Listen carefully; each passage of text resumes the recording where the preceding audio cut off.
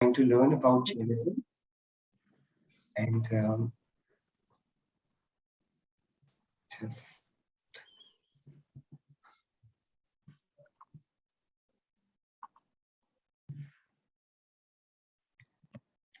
we'll join our hands, close our eyes. Namo Arhantadam, Namo Siddhadam, Namo Ayari Yadam, Namo Uvachayadam, Namo Loe Sabsa Gudam. Mangalam Bhagwan Viro, Mangalam Gautamo Gani, Mangalam Kunda Kundatyo, Chain Dharmostu Mangalam, Sarva Mangalya Mangalya, Sarva Kalyana Karakam, Pradhanam Sarva Dharmana, Chainam Jayatu Shasanam, Chainam Jayatu Shasanam, Chainam Jayatu Shasanam. Okay, so I welcome you all on behalf of Mangal Vidyapeeth and Tita Mangalaithan. And we all are here trying to understand Jainism, trying to actually discover it because it's already around and we just need to see and experience it and actually accept it, embrace it. So in the last class, we had a very small and very light discussion about Dharma. And we tried also learning about one sutra. So I just am wondering if anybody can recall what we learned about it. Anybody can tell me if at all anybody took any notes and can read out that mantra to me about dharma. What was dharma that we discussed in the last class?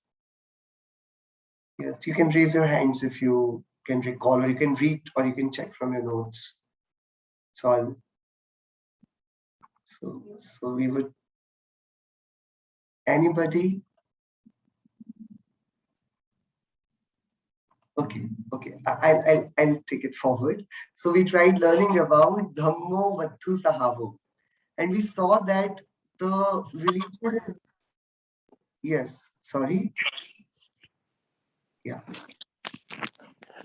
So we what we actually witnessed, what we actually saw, that dharma is not like a religion is something that you do not, manufacture, or you do not, just give the testaments about.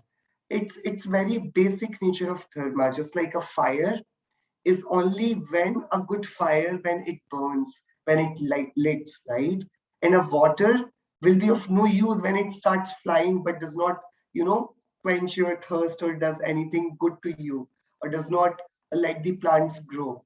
So everything has its own nature, and without that nature, that particular thing fails to, prove its existence. What will you call a sugar which is not sweet? Have you ever seen any sugar that is not sweet? Ever? Any salt that is not salty? Right? And what if a sugar loses its sweetness? It will cease to be a sugar. We'll not call it sugar, we'll call it something else. Right? So everything, it stays in its beauty only until when it contains its true nature in itself. And it strictly adheres to it. But the moment we do that, uh, when we start deviating from our basic nature, things start to get a bit uglier, and we do not actually like those things. If your phone is not functioning well, you actually take it for repair, right? Because it's not doing what it is supposed to do. If fire does the same, if air does the same, if water does the same, there is going to be the consequences that we are not able to actually contain them. So in that way, Dhammo Vattu Sahava establishes this fact that we'll only call that thing religion, which stays with the true nature of a particular thing. So the nature of things is called dharma. That is the definition that we actually tried contemplating in the last class. Okay, so now in today's class, what we are going to do, we are going to move forward from it. So the whole intent of dharma is yo dharati uttame sukhe. The whole purpose of religion is to make us happy. That's all the quest that the religion has, right? So that is that we know now. That why do we actually follow any kind of particular belief, because we think by following that belief, we one day might get happy, right? So the last intent that we have, last and first both, the only intent that we have and that expectation that we have from dharma is the happiness that we are seeking, right? So now today I'll start with a simple question. We all are Jains, I think, and we follow Jainism sooner or later from our lives whenever we started doing that.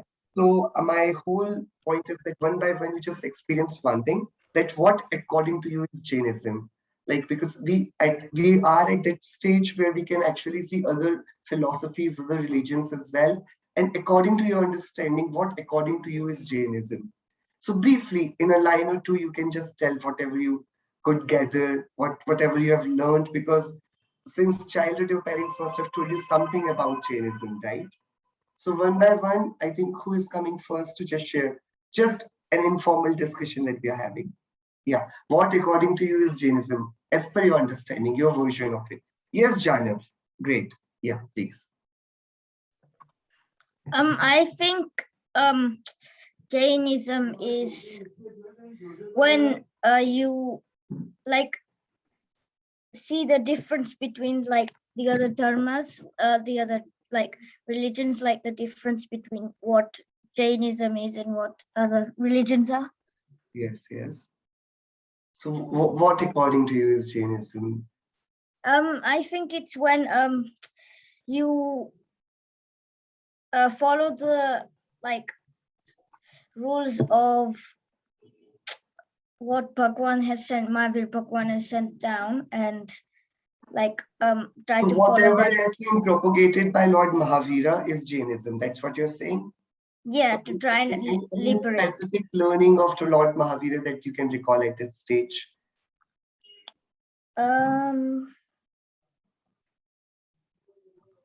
Any specific one, two, three, any learnings would do. Not that I can remember. Yeah, no. yeah. So according to you, anything that has been propagated by Lord Mahavir is Jainism. Very good. Well done. Thank you, Jana. Thank you. We can also see the one. Yeah, Reena ji, can you? Yes, unmute yourself. Yeah.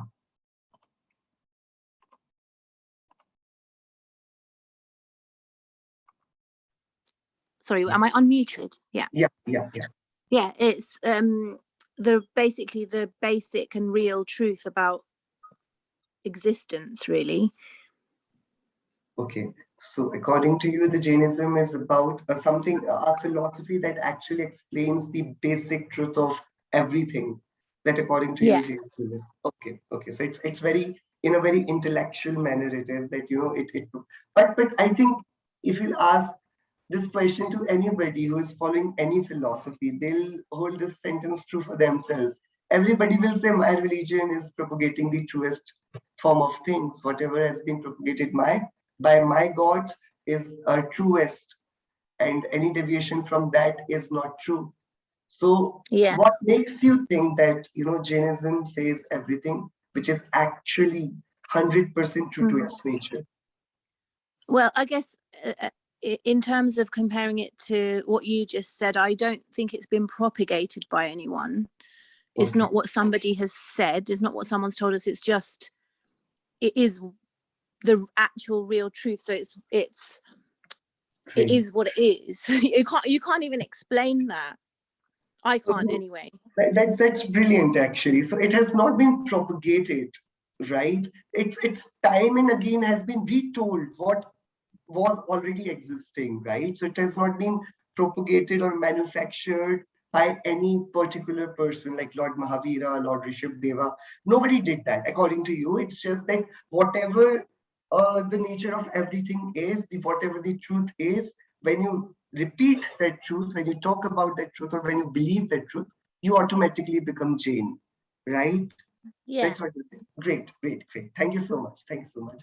Anybody else? I just want to know the understanding by the word Jainism. What comes to your mind? Who will say now? Yeah,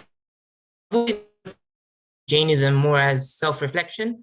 I know we just finished Parishan Hamra as well, and that does focus on that. But from the beginning, I've always felt that it's about, why am I doing this? What do I want to do? So you're asking yourself questions. I've always thought, so it's about that. So it's actually self-reflection, self-introspection, self-discovery. Exactly. Yeah. It's all about self. Great, great. So according to you, Jainism is very spiritual. It remains very sticky towards soul, right? Yeah. Great. Okay, Yeah. great. Thank you so much. Yeah, Gia, will you try also to put forth what's your understanding of Jainism is? Yeah. They like it's like the truth kind of, and it's also like about your own actions and speech and like your thoughts, and it's like about what you do in your life and like the actions of it and the consequences. Any one particular instance where you feel that okay, it's talking about truth, or it's talking about any particular thing that fascinated you, that oh, okay, Jainism is really great. Anything that you can like? Sorry, can you repeat that? Yeah, you just said that it talks about the true nature and anything. It explains about the existence as well. So any particular thing that you can tell me about Jainism that you feel that attracted you towards Jainism? So like in everything in life, it just tells you like it's kind of like the truth of everything. So I don't know, I can't really think of an example. Okay. Okay. Yeah. Yeah. Okay. Thank you, Chia. Adi, would you want to add anything to it? What do Jains do? Jainism is Yeah. Jainism is about like how our lives and where we are. So we are in the inlook and like that. Our Okay. next life. So if we go to there or something or hell or anything else. So it kind of tells us the truth about what's going to happen and what is Okay. happening. Okay. So you believe in afterlife? Yeah. Okay. Great. And what are the possibilities we have in afterlife? What can we become? What can we not? Manush. Yeah. Manushya is Dev one, right? Dev. Very good. and Narki. Narki. And one more. Yeah. It's Tiryanj, right? Dev.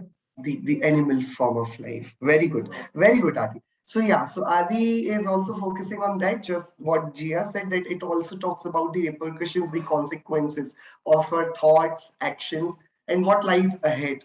So Jainism also tells about it. Thank you so much.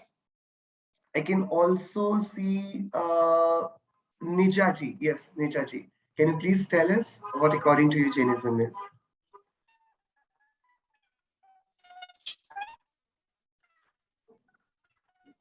Yes, we can't hear you.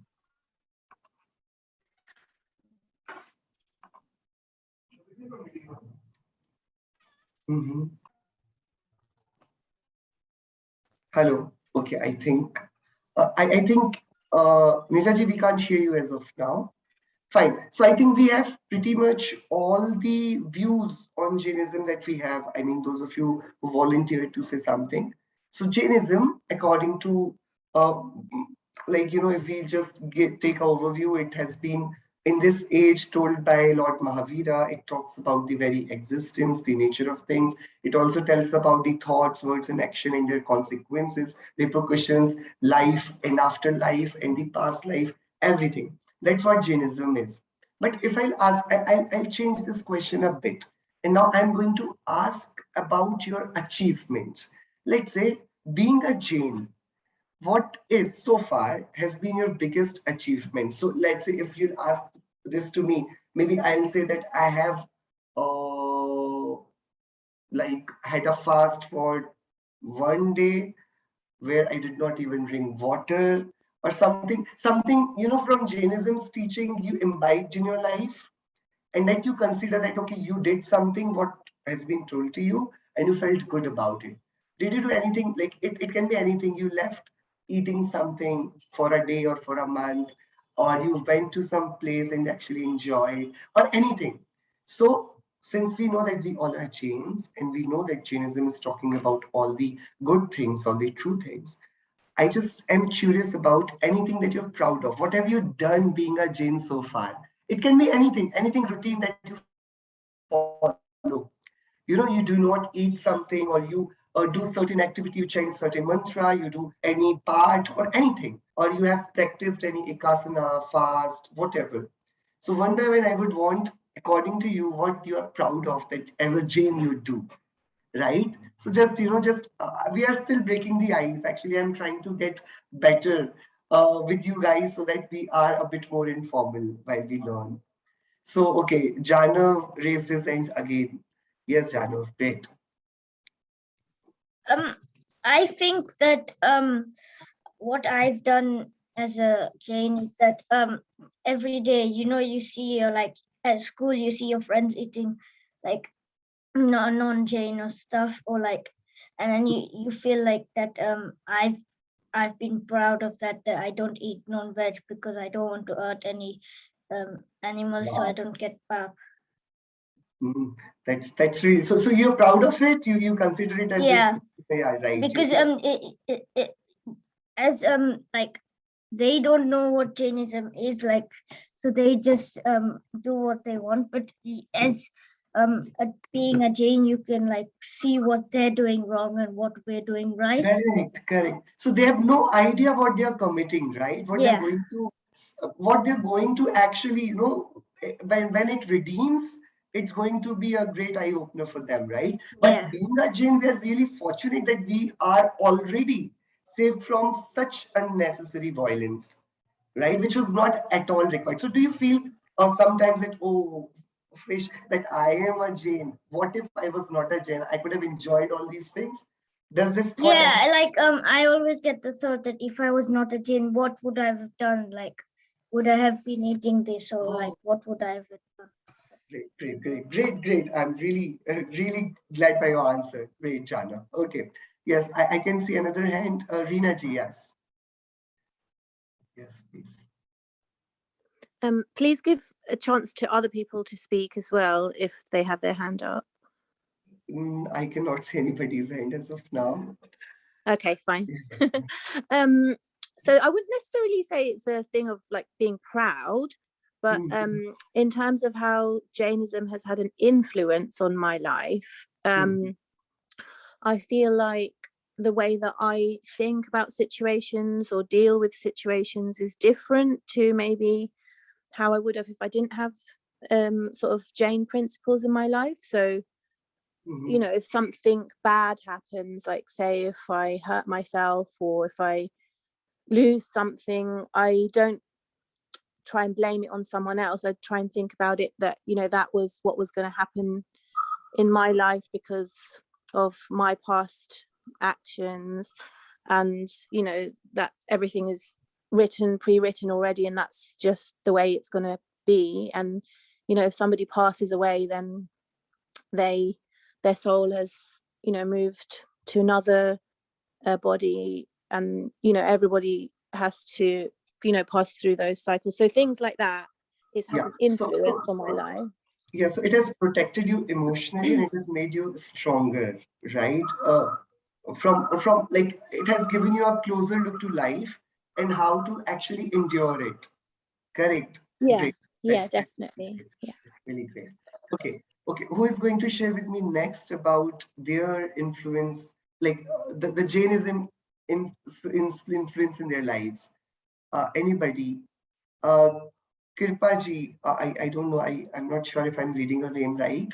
Will you be able to share something? Yes. Yes. Yeah. Hi, Jaitanendra.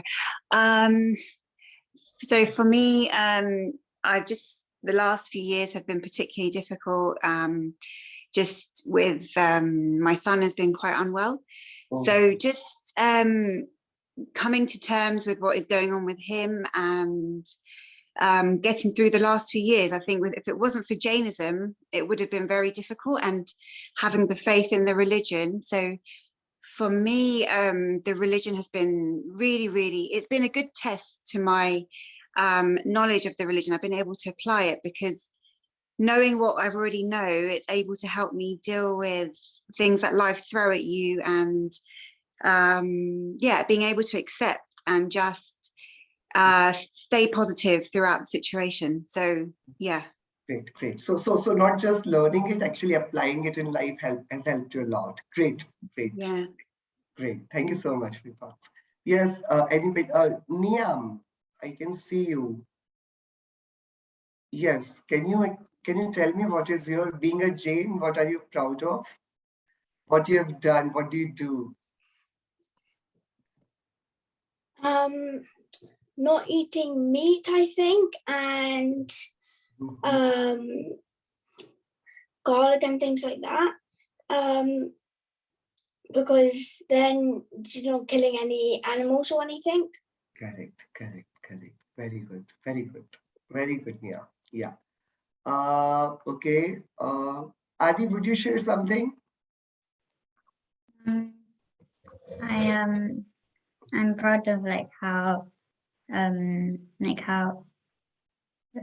haven't eaten any. I've been trying to eat things that are like according to the Jain religion. So I've been trying to eat like not root vegetables, not meat, and in pollution I've tried to avoid a lot of foods. Okay, during Paryushan, you try to maintain that discipline, inner discipline. Very good. Anything you want to add, Jia? I would just say that like I'm not proud, but like I'm satisfied, like that I have been able to learn about Jainism and apply it to like my life every day. Okay, great, great, great, great. Anybody else who wants to add on to this, like any impact or any change that you have made in your life after knowing about the concepts of Jainism?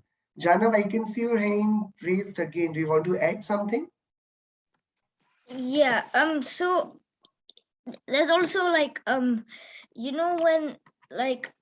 I realized that the water, like when I was younger, I knew that like we didn't eat meat or like stuff like that, but I didn't know that the water had like jeev and you had to filter or boil it. So when I found out about that, it like impacted how I drink the water as well. Wow, I can see water in your background as well. So great. Okay. Okay, great. So you drink filtered water now. Yeah, so first of all we put a cloth on the tap, like we change it every week, and then we use that water, boil it, and then so Oh, 2 great. times of filtration.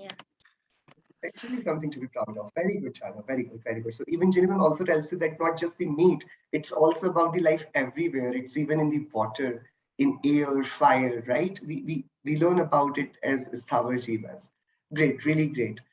So great. I'm really happy to have your answers to these achievements that Jainism has made in your life. Reena ji, are you saying something?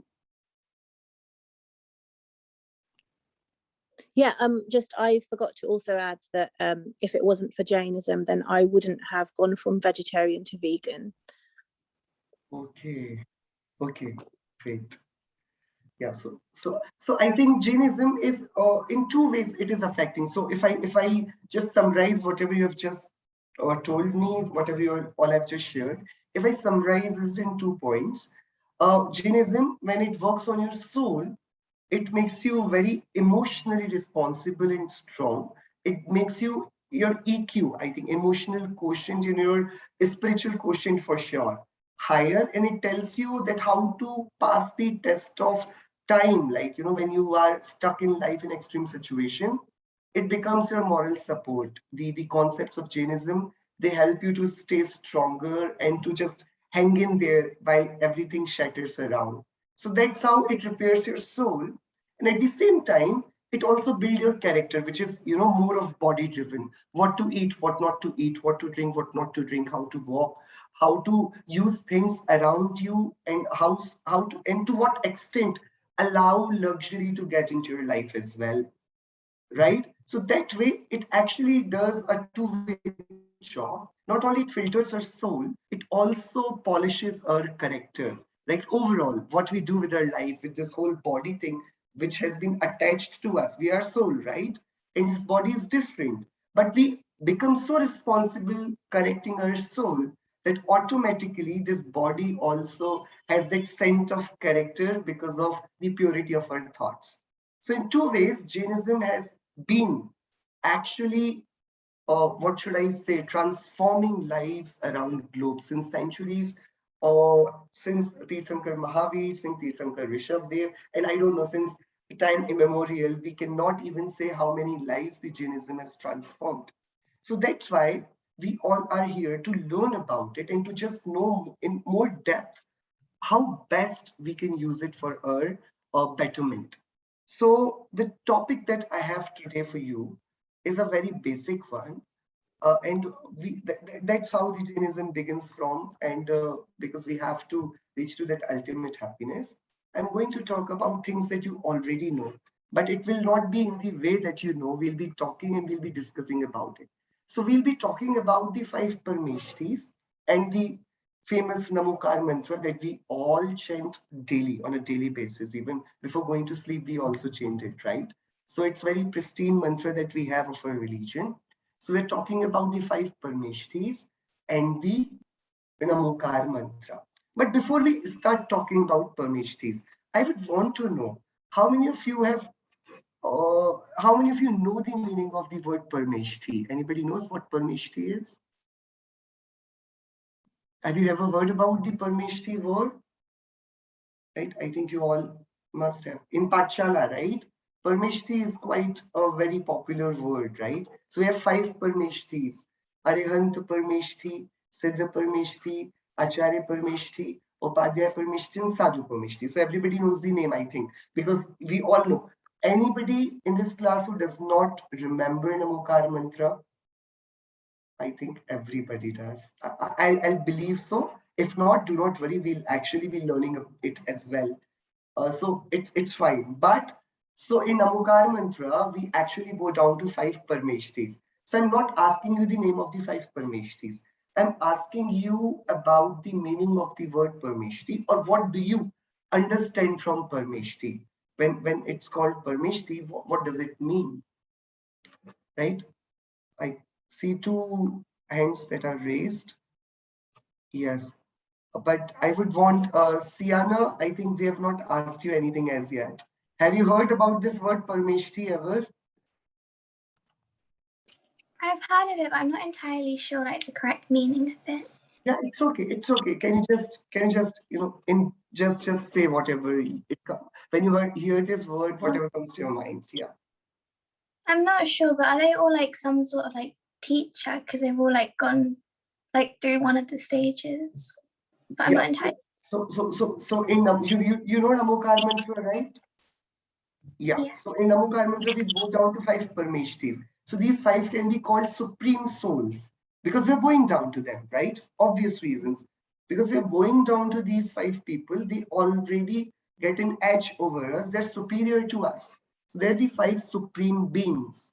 So Param means supreme. Ishti means who is in such a position which we actually find adorable, which we ourselves want ourselves to be. So five Parmeshtis are the supreme souls. They are the supreme beings. They are the beings that we idealize, that we want to become, that we want ourselves to transform into. Okay, five Parmeshti. So because they're supreme, do they have superpowers? Do they do something wonderful? Do they have this energy or the superpowers, the majestic powers to make our lives happier? Can can they do something? Can they have some impact on our lives? Let's say, if I ask you directly, does Mahavir Bhagwan have power to transform your life? How many of you believe that yes, he can transform our lives? Mahavir Bhagwan, the last Tirthankara. If you believe that he can, just raise your hand. I just simple show of hand would also do. I would want to see. How many of you believe that Mahavir Bhagwan can transform your life? Mahavir, Lord Mahavira can transform your life. Yeah. If you believe that he can, just raise your hand. Okay. Niyam thinks he cannot. He cannot.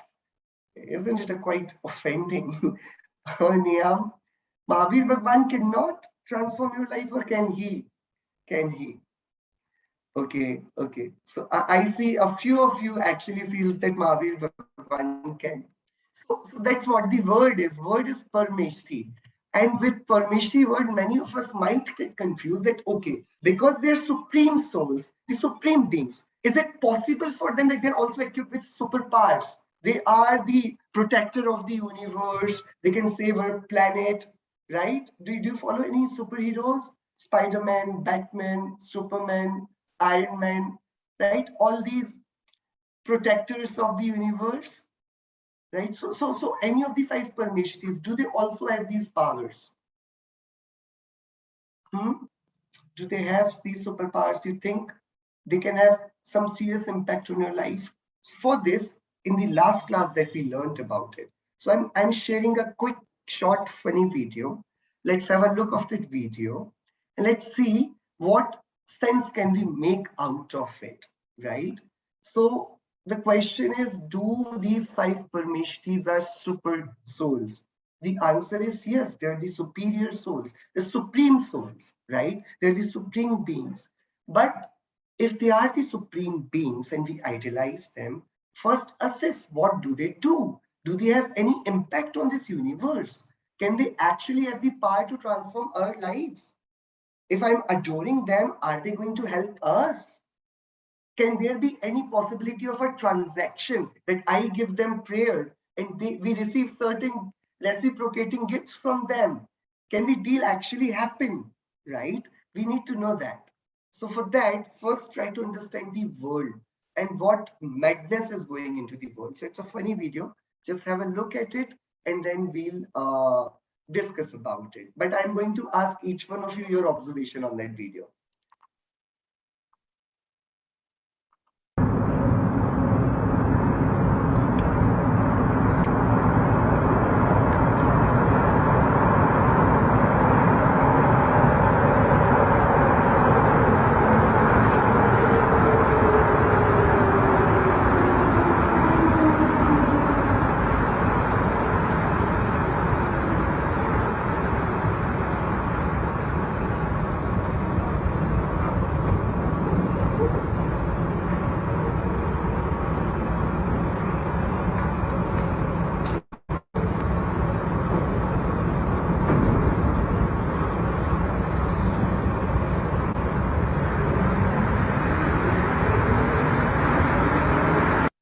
Yeah. Did you see the superhuman? He actually halted a moving train and then he actually pushed it to, make it run, right? So I would want, Niam, what was the reaction? Like, what did you see in this video? Yes. I saw a person running with the train and then He making stopped the train, push right? it. Stopped the train, right? That person? I think it stopped by itself. He did not, okay, he did not stop it, but then he actually pushed it to actually gain its own momentum, its own speed. Did he? I think it just what goes by itself, but he Okay, okay. sort of like Yes, made Sienna, what it. are you saying? Okay, Niam. Yes, Sienna, what's your view? I think he kind of just timed it, like at the exact same timings.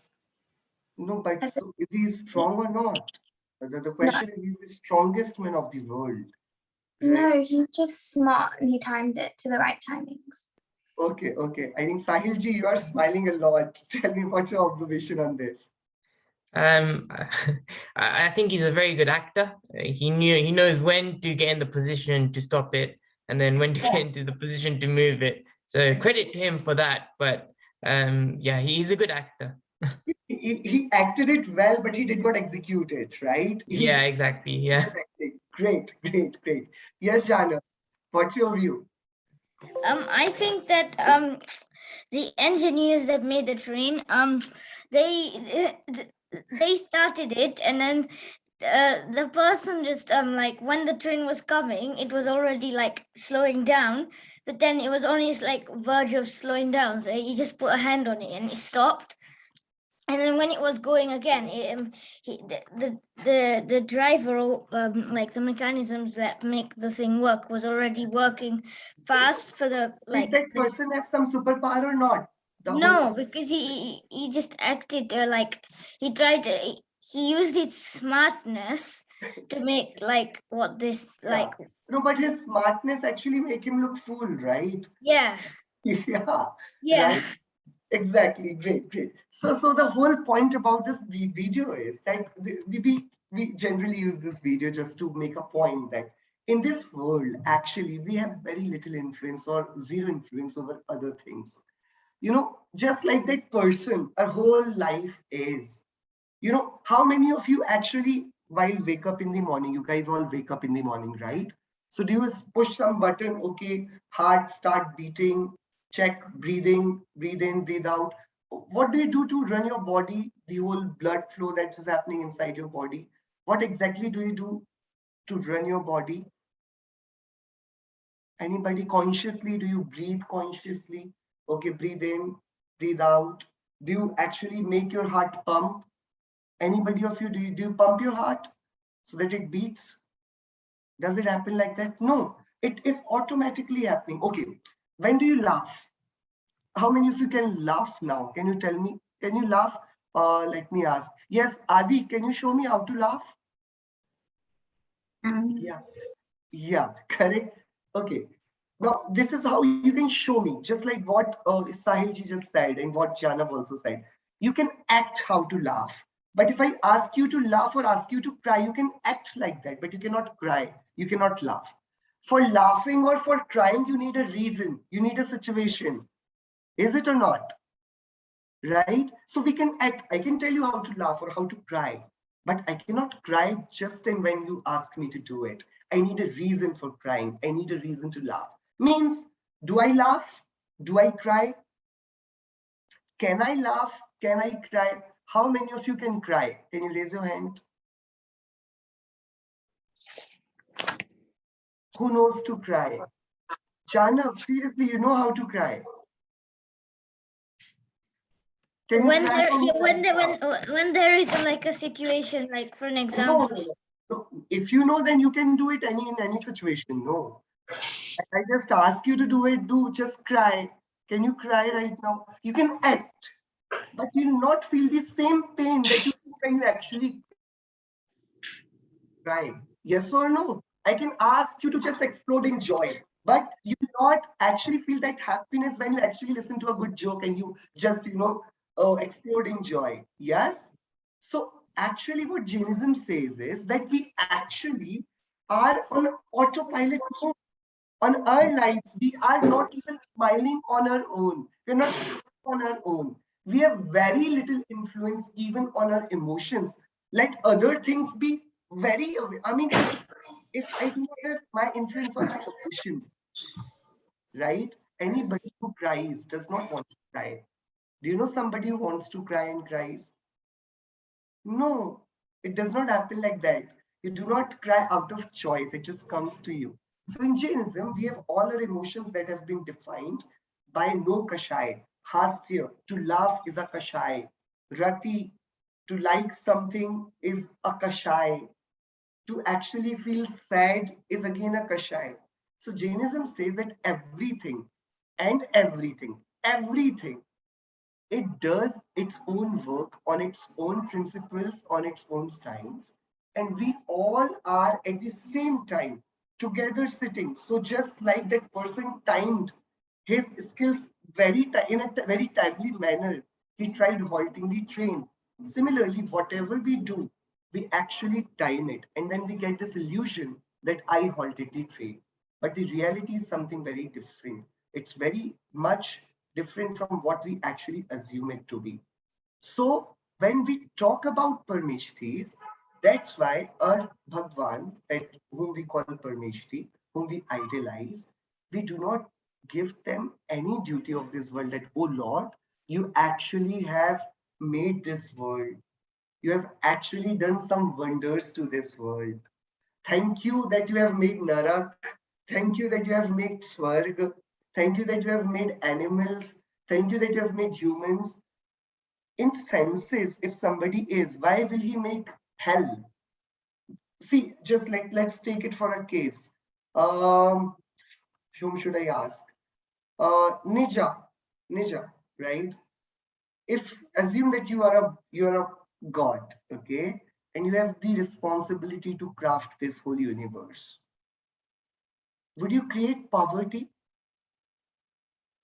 Would you create all the bias that we have, all the differences that we have? Would you create anything that looks ugly? See, if I design my house, so do you also make one room which is hellish? Like, you feel like, okay, in this room, I'm going to just beat everyone and we all are going to cry and, just tear everything apart. Do you do this? Anybody? We design our houses, right? We design our houses. We design, okay, I want to make one hotel. I want to make one property. I want to make one garden. I want to keep everything at its best. I don't even want even the washrooms have to be, bright and shiny and beautiful. Even the washrooms, nobody's going to see. कि भाई कैसा आपने, how have you designed your washrooms? Nobody's interested in washrooms, right? But when we are given the responsibility to craft something, we attempt to make best of it. We craft it with so much of sense, with so much prudence, with so much art and architecture that we want to make it the best, right? That's what we do. So if any sensible person with limited knowledge like us, we have very limited knowledge and we are crafting something and we keep all the things that are ugly, all the things that may sound a bit shady, that may offer us a bit suffering, we keep those away. We do not want those things. Not for us, not for the guest, whoever is going to visit, right? So if somebody is omniscient, who knows everything, why would he craft a world that has so much of inequality, races, religions? Then you have Devgati, Naragati, so many sufferings, such a big gap between the rich and the poor, the meek animals being slaughtered, the poor people are actually just dominating and harassing them. Why would someone of such stature, such big brain, would design a world like this? So Jainism keeps these five parmeshtis off all these duties. No, nobody crafted this world.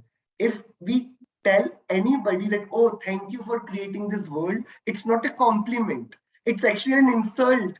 Because if somebody had created this mess, that person need not be thanked. He needs to be cursed then, right? Because he created a mess. Nobody likes mismanagement. Nobody likes differences. Am I making sense? Can you relate to what I'm saying?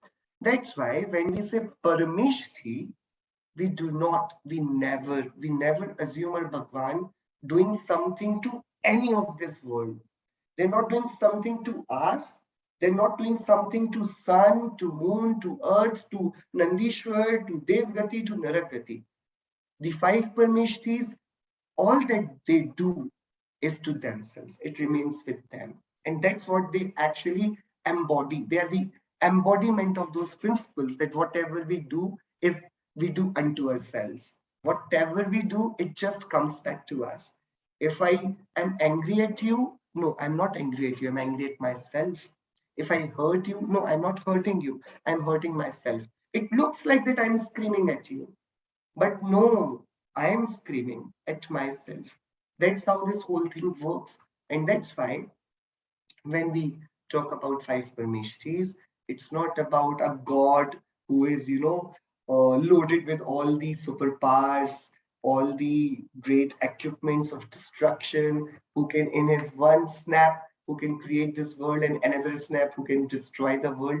No, we do not want such god, and such gods do not exist. And if they exist who created this world, I'm sorry, but I will not accept them as a god. Okay. I think Siana has a question. Yes, Siana. And correct me if I'm not Sorry, a question, but I'm not entirely sure. But I think that the other religions justify like all of like the poverty and inequality and everything as like a test or something. Because we were doing it in like RS, and they were saying that like God is only benevolent and he's testing people or something like that. But then why does he need to test? So we are in the scientific lab of God where he's experimenting on us, like we do on rats. I think that's kind of what they believe, that it's like a test, but I don't agree with it. But yeah, I think that's it. Even if that's true, Sienna, even if that's true, would you adore a scientist who does this to rats on his laboratory? Would you idealize that person?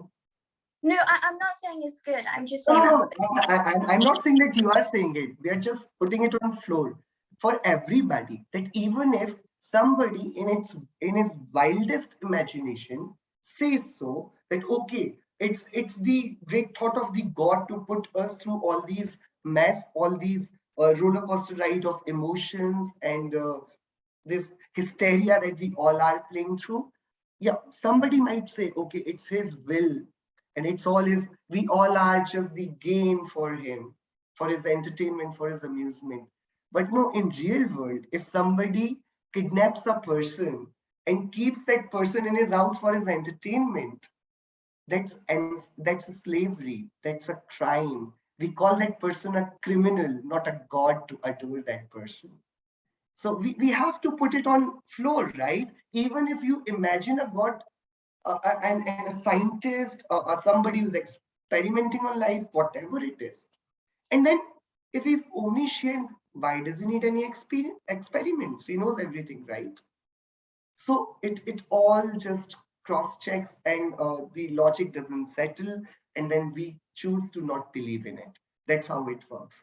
So some people also say that, okay, God manufactured, he created this world, right? That's what they did. But then Jainism, it has a counter argument to it. It's very interesting one. So we ask, okay, okay, let's settle on this. God has created this world, fine, agreed. Okay, so where did he create it exactly? Upper world, middle world, lower world. Somewhere was he sitting somewhere? Yes, he was sitting somewhere. Okay, so where he was sitting, did he create that space, or that space was before him without he creating it? Okay, space, who creates space? Space is of forever. Okay, fine. So space was already pre-existing with that God, right? Okay, fine. Okay, so while he was creating it, did he utilize some time? So did he also create the time? Because it must have taken some time when he did this whole Genesis, right? So did he also create time first? If at all he created time, when did he create time? Because whenever he'll be doing, the time will be pre-existing. If at all he created space, sitting where did he create space? And when he did not, when he had not created the space, where was he living? Where was he dwelling? So no, space and time, they pre-exist, right? So logically we can all settle on this. And if we are willing three people to exist without creation, the God himself, the space, and the time. So when out of six substances, you're willing to accept that three were already created before, without anybody's creation, then what is wrong in believing that I was also not created by anybody? You're anyway giving this logic to those particular three substances, right? You're willing to believe that God existed before without anybody creating him. The God, the fictitious one, and the one you are, you can actually feel, touch, sense. You're saying, no, no, I was created by that fictitious person who I believe was existing without any creation, without anybody's creation. Now that's very flawed. We are being very rude to ourselves then. We're not giving our existence any credit, and we're crediting this existence to somebody who is actually imaginary, right? So that's why Jainism says no, nobody created anybody. We all existed always, like everything does. If we try to investigate where the sun came from, where the moon came from, where the stars come from, you can have just the scientific explanations to them, but who created them, how they formed, all these things are just on research papers. We do not have any evidence of, how it works, how it happens. So in Jainism, the concept of Parmeshtis is not to say that they are beings full of superpowers. They have superpower, that they know everything. That's their superpower. They are they are the benefactors of supreme bliss. They are eternally happy. That's their superpower. They're contented to themselves. They do not need anything of this world to be happy. That's the kind of freedom that they have got. So that's a beautiful concept of a Lord, somebody whom we idolize, somebody whom we adore in Jainism, which I feel is pretty, actually, I'm really proud of this, self-reliant theory of Jainism, that it does not tell you to go down to somebody who is actually bully, right? Somebody who bullies you, you need not, that's actually, surrendering to exploitation. That's a crime, right? So it's really, for me, I find myself very lucky and fortunate that I have got Parmeshthis who actually tell me to not bow down to them but to myself. They tell me that, oh, you are also a soul, you are eternal, just like every other thing is.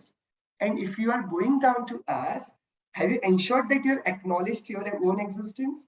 Do you know that you are pretty well evolved existence? You yourself are a Bhagwan, a complete soul, and it's all within you that can actually make you full of happiness, contentment, and whatnot, whatever you deserve. It's all is there inside you. So that's the word Parmeshti does not denote that they actually uh, take charge of anything who is away from their existence. They are the super souls who actually have conquered themselves and not the world.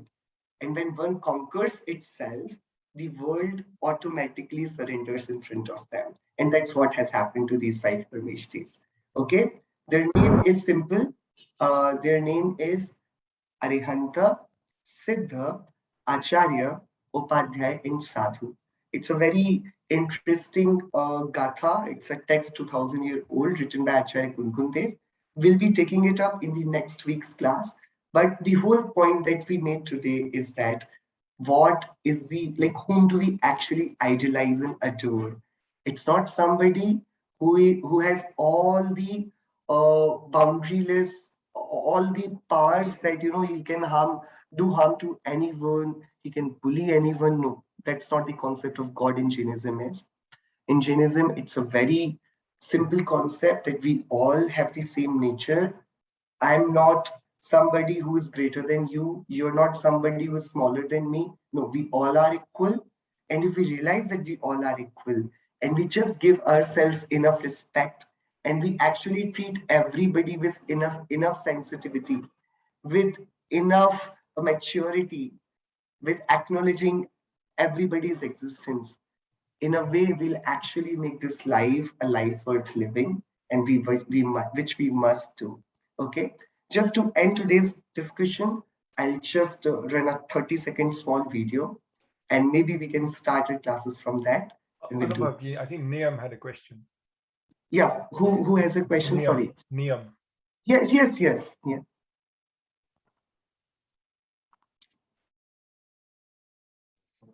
I was gonna ask, didn't all the gods become a god like every million years to the 24 gods change? So then no one could have created anything then. No god could have created anything because they changed. Exactly. No, it's not that they're changing. No, the gods do not get changed. They become God and they rest in peace and bliss. They rest in bliss, right? They are eternally happy now. They're enjoying their existence, right? Every million years, just like you said, 24 specific souls get that beautiful chance to become Tirthankara.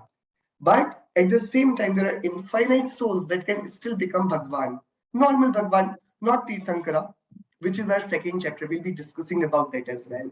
So yes, because constantly new god is coming and becoming Aryanta, becoming Siddha, it also proves that nobody made this universe. It's all everybody made themselves happy, happier, Parmeshti, Arihanta, Siddha.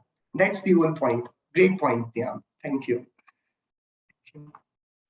Okay, so we just have this small video and we'll conclude for today's class. So just look at it. It's about, some people ask, they say, okay, Jainism is about the inner beauty. So why do we need to go down when the gods have not done anything to us? Why should we bow down to them when they do not protect us, when they do not give us any of ashirvad, any of the blessings? Because they're so happy in themselves, they're so busy in actually experiencing their own place. So why should we? So very small story I'm going to leave you with. You can contemplate on it entire week, and then we'll begin with it.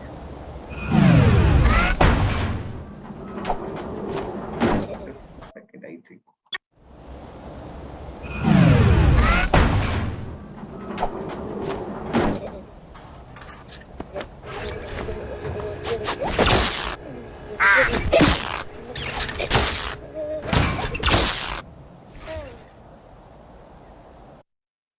Okay, this one was a quite simpler one. Yeah, so we will begin with this video in the next class and we'll start learning about the 5 Parmeshtis from a different perspective.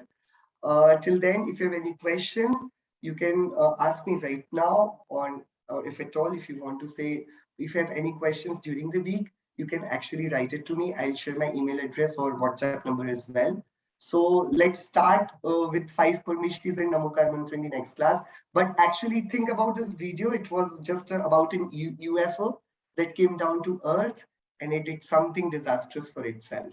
It's in connection with the 5 Parmeshtis. So I leave you with that thought. Thank you so much. Anubhavji, Yeah. can you, if you can share that little video clip, I can send it to them. Yeah, sure. I'll do Okay. that. Also, one suggestion, maybe for homework, just a short homework for the children and the participants, sorry, that they can take or write down a short synopsis of what you explained, starting from the video clip that you shared, explaining how that connected to the Parmeshti topic. Sure, Yeah, I think that would be a nice, just like a paragraph. Just a paragraph, just simple synopsis, 3-4 lines would do, I think. But Yeah. we would just want just so that it does not occupy much of your already busy schedule. Yeah. But just do that. I'll share the clip if you can write something that according to your understanding, because when we think in that way, it helps. It actually polishes our understanding of that particular content. Okay. Okay, thank you. Okay, thank you so much. So we'll just quickly have Chinmani Stuti and we'll wind up the class. Join our hands. निज निधि निज में बताई यह अनंत उपकार है उसके लिए चिन्हवाणी माँ को वंदना शत बार उसके लिए चिन्हवाणी माँ को वंदना शत बार. Jai Shri. Thank you everyone. Jai Nanda. Thank you. And